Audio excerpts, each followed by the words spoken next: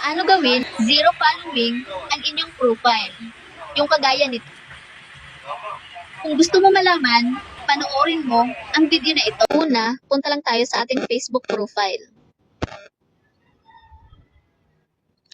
Tapos dito sa tatlong guhit, itong settings and privacy. Hanapin lang natin yung settings. Tapos, dito sa followers and public content.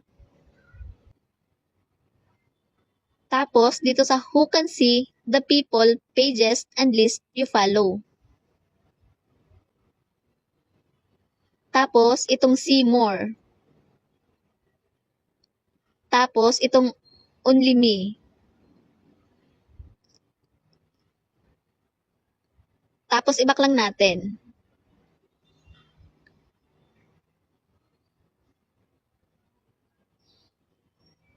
Tapos, dito tayo sa tatlong tuldok. Dito sa view as. O diba, naka-zero following na siya.